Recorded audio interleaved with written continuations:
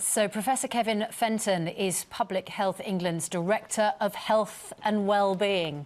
You must be officially the healthiest person in the country. I try to be, but I think I'm not, actually. There are lots of more healthy people than I am, and my job is just to inspire people to get engaged in their health and their well-being. Not very healthy breakfasts for children. Now, is this because we're sort of blindly feeding our children sugary cereals, chocolate milks, you know, jams and all the rest of it? Or are there hidden sugars that we're not acknowledging? It's a combination of the two. We know that the typical breakfast is the sugary cereal, perhaps a bit of fruit juice, and there may be some pastries there as well. And then throughout the course of the day, children are having confectionery sweets and they're having treats throughout the course of the day. So it builds up very quickly.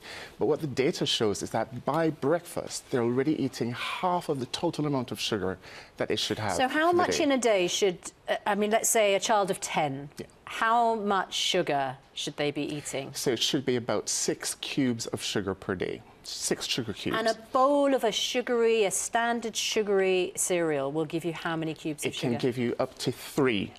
So that's a significant amount of sugar in a sugary cereal. So I brought up three boys, right? My boys are all 23, 19, 16 now.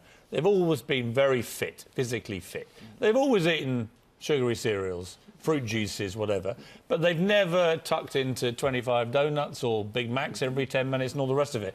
Are we not in danger here of slightly over-egging the sugar souffle, for want of a better phrase, so that you end up not having any cereals, no fruit juice, you end up with kale, and we reduce our kids to these kind of weak little rodents who get allowed out once a day to eat salad? I mean, at what point do we say, actually, the way to bring your kids up healthily is to give them a balanced diet with a bit of this, a bit of that, and get them running around and fit? Yeah, and, you know, that's exactly the message that we're giving out to families. Am I not right on this? That's exactly the message that we're giving out. It's all about balance. That all you need about, to have 3 exercise. sugar cubes, and if you have a bowl of shreddies or, you know, Frosties or whatever, you're going to die within 18,000 years. It's like, to me, it's all a little bit unnecessary scaremongering, this. No, not at all. When we speak to families across the country, they say, listen, we need more information on what's in our food.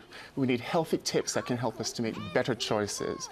And can you not only tell us about sugar, can you tell us about saturated fats? Can you tell us about salt as well? So the new app that we're launching today contains all of that, information on sugar, salt and saturated fats, so we can make healthier choices, because people generally don't know what's in their food. Ultimately, though, if people just eat reasonably healthily, right, and they do a reasonable amount of exercise, I mean, you're going to be all right, right?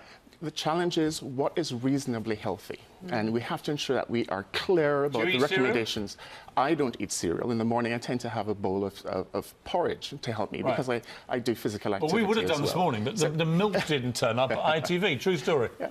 The milk consignment did not arrive in the building, and none of us could have porridge. Because if you're wondering why we're all low on energy levels and feeling a bit sluggish, I don't think people are wondering that about you. No, well, to be honest. I was ready. I was raring until I got here. All right, I think it's important to be aware of these things, but I do think the wider picture is don't have your kids scoffing chips and Big Macs all day. Get them running around, and then they can probably have a bowl of shreddies and not die. And what's really good is that we have this new app that can help families to make better choices. And it contains information on the food, it contains healthy tips, and also swaps that you can make as well. Because that's what... Be food smart. Be food smart. More low sugar options as well. It's really hard to find children's cereals that haven't got loads of sugar in them. Porridge. Porridge is the way forward. And a kale smoothie. Can I say something? On milk, does it actually make any difference to have full fat or semi-skimmed? It does, it does. And in fact, the app suggests that if you're currently having full-fat milk, a healthier swap would be to go to a low-fat milk. And that's one of the things that we're doing, because milk... I thought fat was actually good for you. Is that not the new mantra? Well, actually, as children are having too much saturated fats, so we want to encourage them to swap to low-fat options when they can. And that also... As long as your low-fat option isn't then stuffed full of sugar. Anyway, right. Thank you very much indeed. Great to see you. And remember, too much kale will kill you. Seriously. I don't think that's true. If you ate 1,000 pounds of kale every day, it would kill you.